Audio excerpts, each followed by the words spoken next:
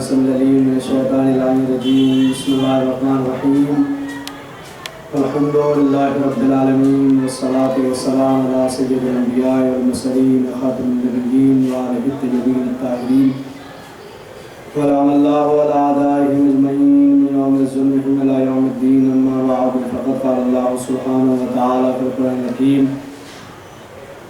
بسم الله الرحمن الرحيم شهر رمضان الذي أنزل فيه القرآن هدى للناس وبينات من الهدى والفرقان السلام علیکم ورحمۃ اللہ وبرکاتہ۔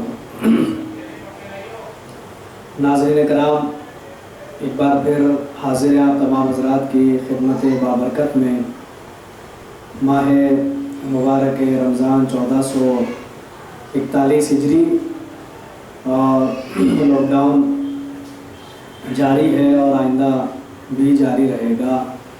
جیسا کہ اعلان کر دیا گیا 31 مئی تک لاک ڈاؤن بڑھا دیا گیا ہے، لہٰذا پورا ماہ مبارک رمضان اسی لاک ڈاؤن میں گزرے گا۔ آپ حضرات سے گفتگو جاری و ساری ہے اور گفتگو جاری و ساری رہے گی۔ سلسلہ گفتگو یہ ہے کہ کل کی جو شب تھی، مخصوص شب تھی، شب قدر، لیلۃ القدر جسے کہا جاتا ہے، اور اسی کے بارے میں چند معروضات آپ حضرات کی خدمت عالیہ میں پیش کیے گئے۔ تفسیر قرآن کے عنوان پر، تفسیر قرآن کے ٹاپک اور موضوع پر بات چیت چل رہی تھی آپ حضرات سے، اور سورہ مبارکہ بقرہ کا ہم ذکر کر رہے تھے۔ سورہ مبارکہ بقرہ کے بعد ترتیب تلاوت کے لحاظ سے کلام الہی کا جو تیسرا سورہ ہے وہ سورہ کا نام ہے سورہ آل عمران۔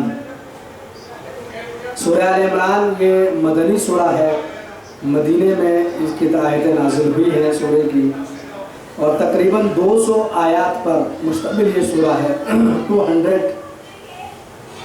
آیتیں اس سورہ کے اندر ہے، سورہ مبارکہ آل عمران میں۔ سورہ مبارکہ آل عمران 200 آیات پر مشتمل مدنی سورہ۔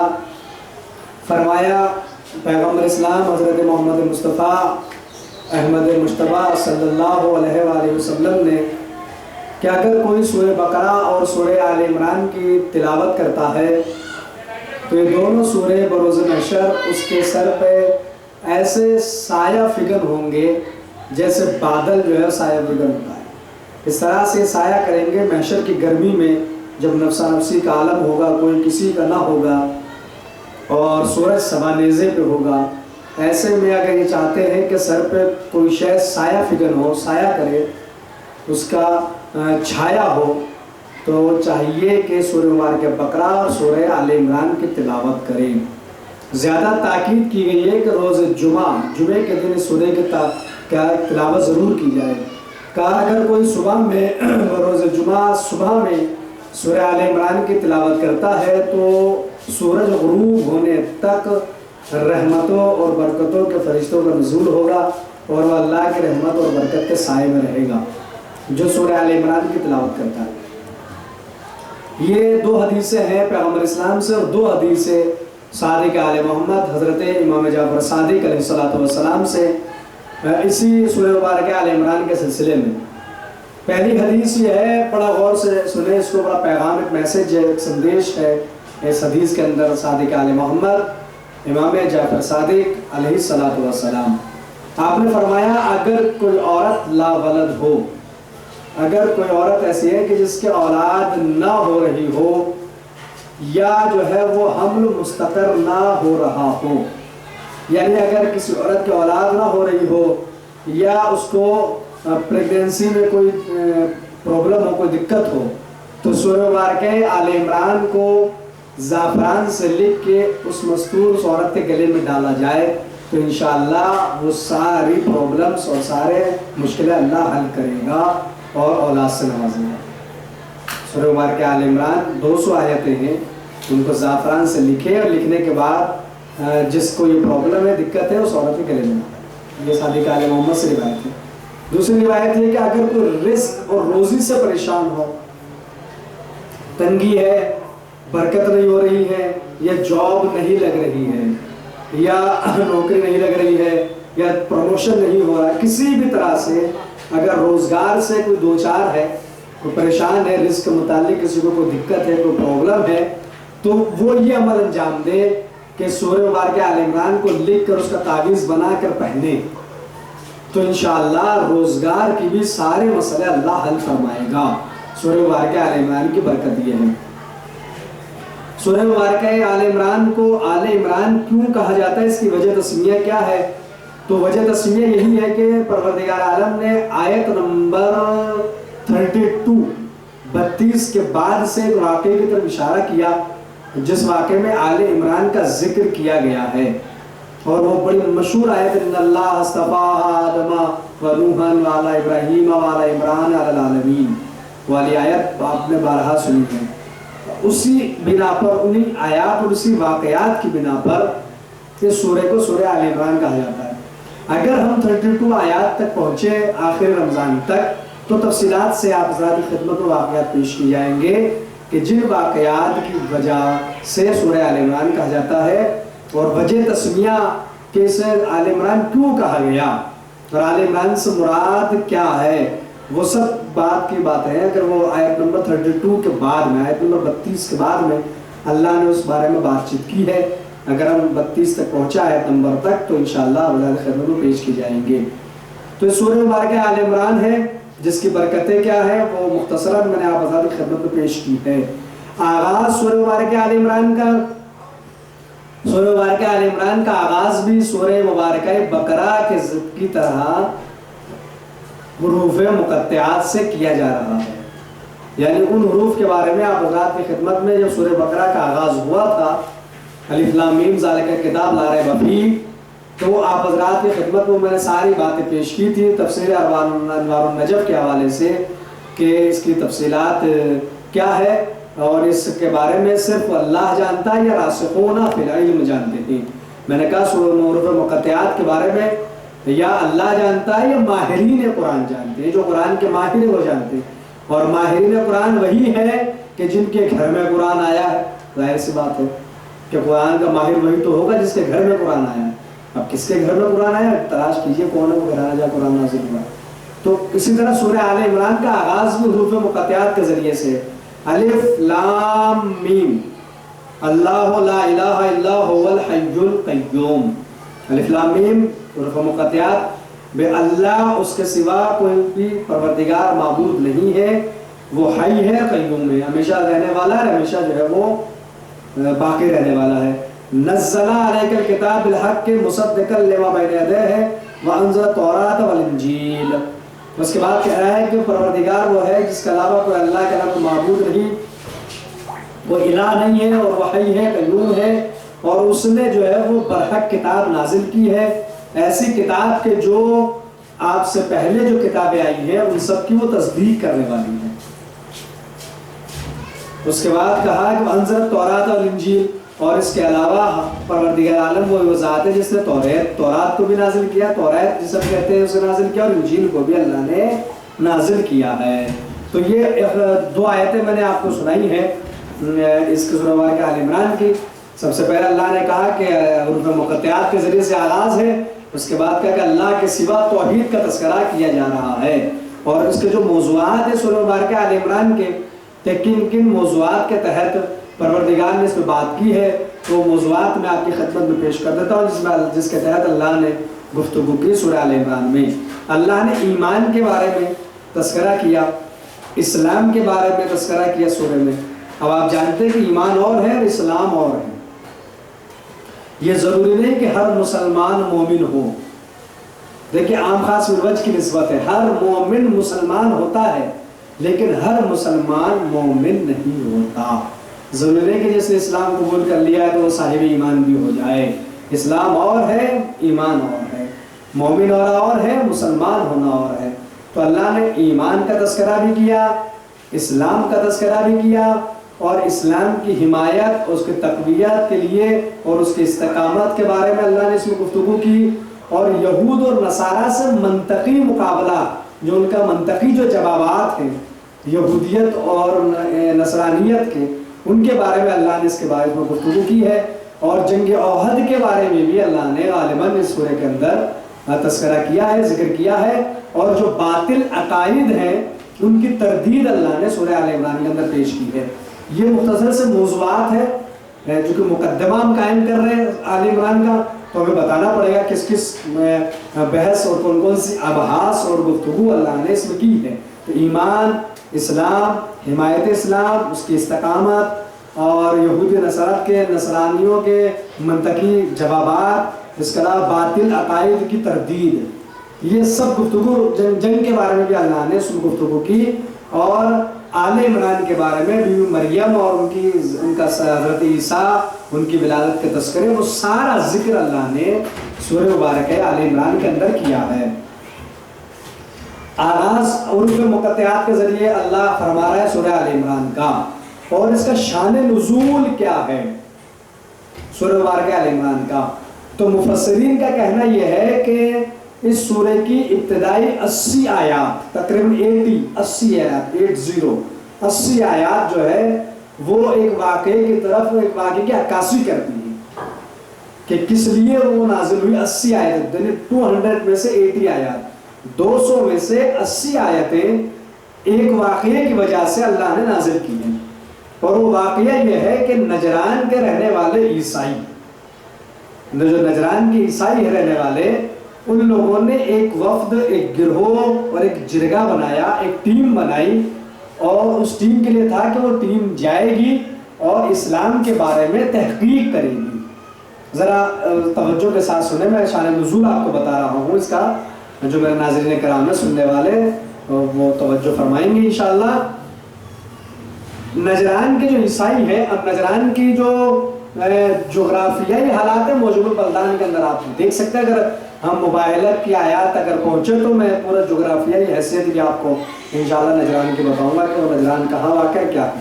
لیکن نصارہ نجران آپ نے جب مباحلہ ہوتا ہے تو بہت آپ نے سنا نصارہ نجران، تو نجران کے جو وہ تھے عیسائی، انہوں نے ایک گروہ بنایا، ایک ٹیم،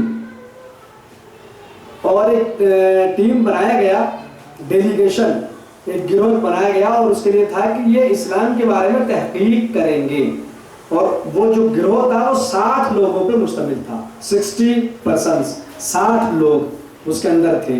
ان 60 میں سے 3 سردار تھے، ان 3 سردار کے بارے میں بتایا، ایک کا نام تھا عاقب، جسے عبد المسیح کہا جاتا تھا، اور جو عبد المسیح تھا عاقب، یہ بڑا سرمایہ دار تھا، بڑا رئیس تھا، بہت پیسے والا تھا، دھنی تھا، اور کہتے ہیں کہ نجران کے عیسائی اس کی کسی بھی رائے کی مخالفت نہیں کرتے تھے۔ تو بھائی میں یہی کہنا چاہوں گا رک کر کہ وہ دور ہو یا یہ دور ہو، پیسے والے کی رائے کی مخالفت کہیں بھی نہیں ہوتی، نہ اس دور میں کی جاتی تھی نہ آج کی جاتی ہے۔ ظاہر سی بات ہے، کوئی سرمایہ دار ہے، دھنا سیٹ ہے کوئی، تو اس کی بات کو کون رد کرے گا؟ اسے تو سب سلام ٹھوک کے چلتے ہیں، پیسے والا ہے سامنے۔ حالانکہ آپ جتنا بھی جھک جھک کے سلام کر لیجئے، کوئی پیسے والا آپ کو تو اپنی دولت دے نہیں دے گا، کیونکہ بھائی جیسے جیسے پیسے بڑھتا جاتا ہے لالچ آدمی کا بڑھتا چلا جاتا ہے۔ کوئی یہ نہیں چاہتا کہ اکاؤنٹ کے اندر 5000 ہے تو 10 نہ ہو، ہر آدمی چاہتا ہے کہ 5 کے 10 ہو، 10 کے 20 ہو، 20 کے 40 ہو، ملٹیپلائی ہوتے چلے جائیں، ہر آدمی چاہتا ہے، لالچ ہوتا ہے۔ اور جو پیسے والے ہوتے ہیں، جن کے یہاں ہے، جو لوگ سن رہے ہیں، اگر وہ ہے دولت والا، اللہ ان کی دولت میں اور اضافہ کرے، تو ہم تو غریب آدمی ہے، لیکن بہرحال جو ثروت مند اور دولت مند لوگ ہیں، ان کا تو دولت کے ساتھ ساتھ لالچ تو بڑھتا چلا جاتا ہے۔ تو جو دولت مند ہوتے ہیں، کسی بھی سوسائٹی میں ہو، کسی بھی دھرم میں، ان کی رائے کی مخالفت نہ کل کی جاتی تھی نہ آج کی جاتی ہے، کیونکہ دھنا سیٹ ہیں، وہ پیسے والے، ان کی کیسے انکار کریں گے۔ اور ہمارے یہاں تو دیکھ لیجیے آپ کے جو بڑے بڑے ادھوگپتی لوگ ہیں، ان کی سرکار بات نہیں ٹال سکتی تو کوئی اور کیسا تھا؟ وہ آپ پورا بیک گراؤنڈ دیکھ لیں ہسٹری کا تو آپ کو معلوم پڑ جائے گا کہ جو عبد المسیح تھا آخر بڑا سرمایہ دار تھا، پیسے والا تھا، اور جب پیسے والا تھا تو لکھا ہے مفسرین نے کہ اس کی رائے کی مخالفت نہیں کی جاتی تھی، بڑا عزت کی نگاہ سے اسے دیکھا جاتا تھا۔ اب ظاہر سی بات ہے، دولت مند ہے تو اس سے عزت کی نگاہ سے نہیں دیکھا جائے گا، کسے دیکھا جائے گا؟ تو ثروت مند کی رائے نہ کل مخالفت ہوتی تھی، نہ آج ہوتی ہے، نہ وہ کرتے تھے نہ کوئی اور کرتا ہے، تو مخالفت نہیں ہوتی تھی کیونکہ سرمایہ دار تھا عاقب عبد المسیح۔ ایک دوسرا تھا جو سردار وہ تھا سید ایہان، اسے کہا جاتا تھا سید، اور یہ جو جناب تھے ایہام یا سید جنہیں کہا گیا، ان کے پاس جو ہے وہ تواضع، ان کے سارے مہمان نوازی کے جتنے بھی جو ڈپارٹمنٹ تھا وہ ان کے انڈر میں تھا، اور جو سفر کے جو معاملات ہوتے تھے ان سب کی انتظامیہ جو ہے وہ یہ ان کے انڈر میں تھا، ایہام سید کے انڈر میں۔ تیسرے تھے ابو حارثہ۔ ابو حارثہ جو سردار تھا ایک ڈیلیگیشن کے تین، یہ جو گروہ چلا ہے اسلام کی تحقیق کے لیے نجران کی عیسائیوں کا، اشراف تھے، سب کے سب معززین تھے، لیکن ان میں سے بھی تین کو چھانٹا گیا۔ ان میں سے ایک سرمایہ دار ہے اور ایک بڑا انٹیلیجنٹ ہے، تیسرا جو ہے عالم ہے۔ ابو حارثہ عالم تھا، اور کہتے ہیں کہ جتنی مسیحی کتابیں تھیں اسے سب یاد تھی، زبانی یاد تھی اس کو، اور یہاں تک کہ اتنا جو ہے ان کی نگاہ میں یہ لائق احترام تھا، اور کہ اس کے نام کے کئی سارے گرجا گھر انہوں نے بنا رکھے تھے، چرچ اس کے نام کے بنا رکھے تھے۔ جیسے کوئی مسجد بنا کے کسی بڑے نام کے، کسی جو بہت بڑا نام ان سے منسوخ کر دی جاتی ہے، ان کے نام سے بنا دی جاتی ہے، یا امام بارگاہ منسوخ ہو جاتے ہیں، یا مندر وغیرہ جو بھی ہے سب منسوخ ہو جاتے ہیں، عبادت گاہیں، دھارمک استھل۔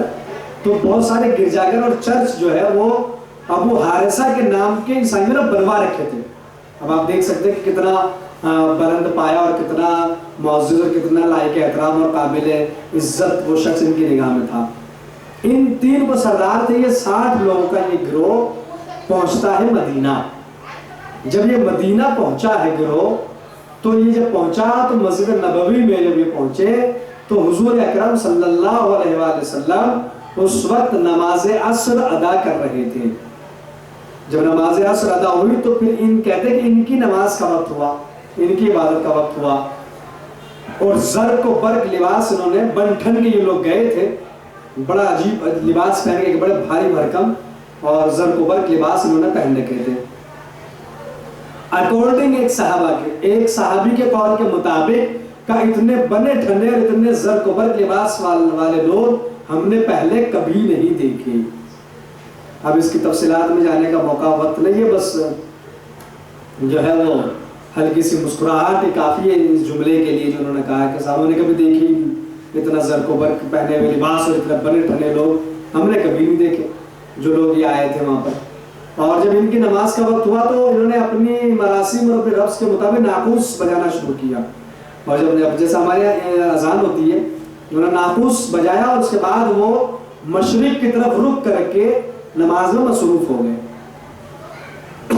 ہم مغرب کی طرف رخ کرتے، مشرق کی طرف رخ کیا اور نماز میں مصروف ہو گئے، اپنی عبادت میں مصروف ہوئے۔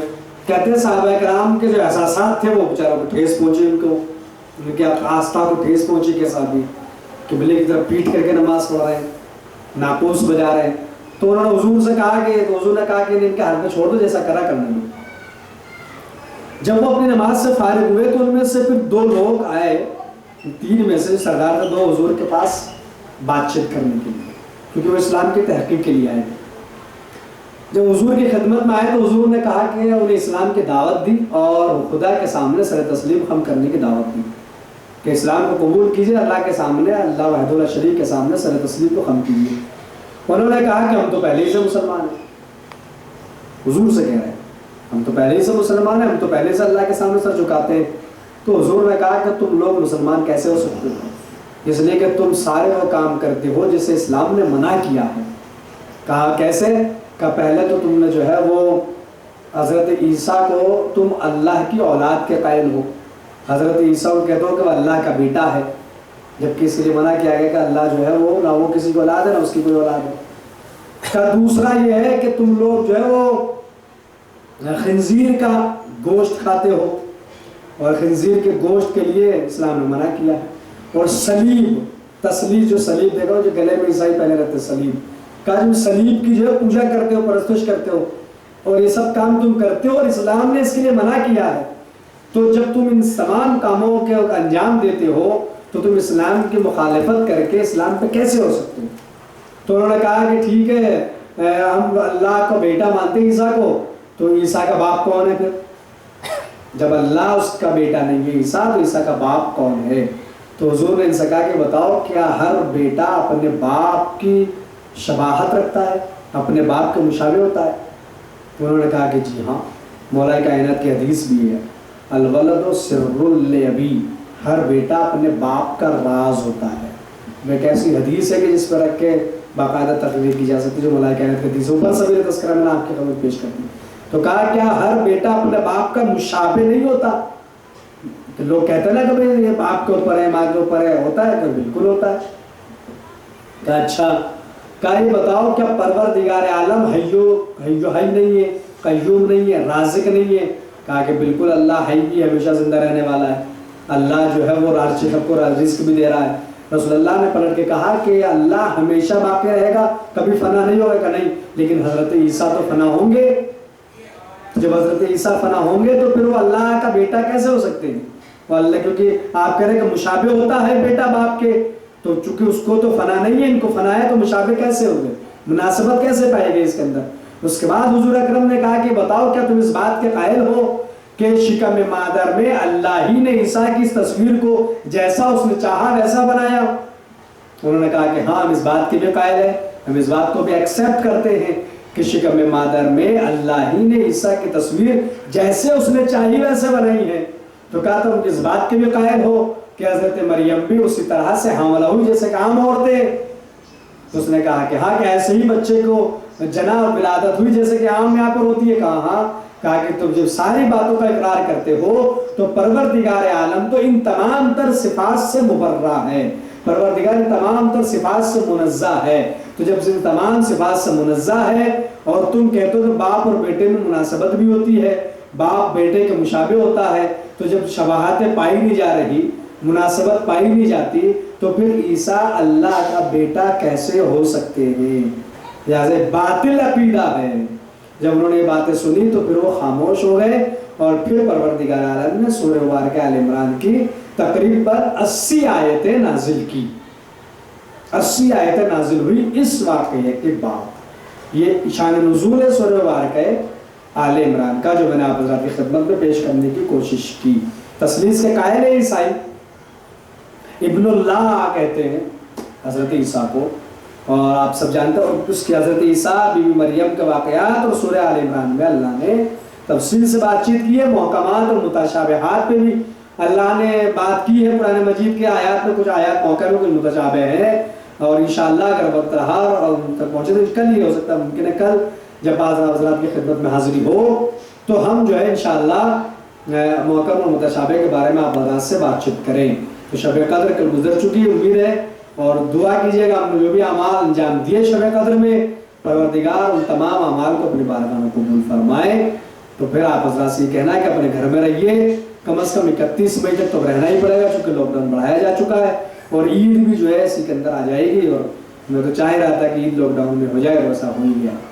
بہرحال اب جو وہ جب عید آئے گی تو دیکھا جائے گا، لیکن اب تو بہرحال ابھی الٹی گنتی بھی اگر گن لے تو 7 کم از کم جو ہے روزے باقی ہے ہی ہیں ابھی. تو بہرحال آپ گھر میں رہیں. آپ حضرات کی محبتوں کے بار بار ہم شکر گزار ہیں، شکریہ ادا کرتے ہیں کہ آپ اپنے کمنٹس وغیرہ میں بات کرتے ہیں. سوالات بھی اگر آپ کے ذہن میں کوئی ہے تو آپ بلا جھجک بلا تکلف ہمیں معلوم کر سکتے ہیں، اور انشاءاللہ اطمینان بخش جواب دینے کی کوشش کی جائے گی. سوالات کا مطلب ہمیں بڑی خوشی ہوتی ہے کہ ہماری بات کو سنا جا رہا ہے. ایسا نہیں کہ خالی دیکھا کہ ارے مولوی صاحب تو اپنے بیچارے چلو سبحان اللہ کہہ کے آگے نکل گئے. تو اتنی ساری ویڈیوز آج کل چل رہی ہے، آپ دیکھیے کم از کم 10 20 50 تو میں دیکھ لیتا ہوں روز جو لائیو چل رہی ہے ہر جگہ. تو اتنی بھیڑ بھاڑ اب ہمارے یہاں تو آپ جانتے ہیں نا کہ معاملہ ہے کہ کتنا بھیڑ بھاڑ ہے. فیس بک پہ دیکھ کتنی بھیڑ چل رہی ہے، تو ان بھیڑ میں ہم تو کہیں کھو جاتے ہیں، لیکن پھر بھی اتنی محبتوں سے آپ نواز رہے تو اس کے لیے آپ سب حضرات شکر گزار ہیں تہ دل سے. انشاءاللہ کل پھر آپ حضرات کی خدمت میں حاضر ہوں گے چند معروضات لے کر. آپ گھر میں رہیں، محفوظ رہیں، دعائیں کریں، روزے رکھیں، نماز پڑھیں، اور ہمیں بھی اپنی دعاؤں میں فراموش نہ کریں، اپنی دعاؤں میں یاد رکھیں. کل انشاءاللہ پھر آپ حضرات سے ملاقات ہوگی. وآخر دعوانا الحمدللہ رب العالمین. فقط والسلام ورحمۃ اللہ وبرکاتہ.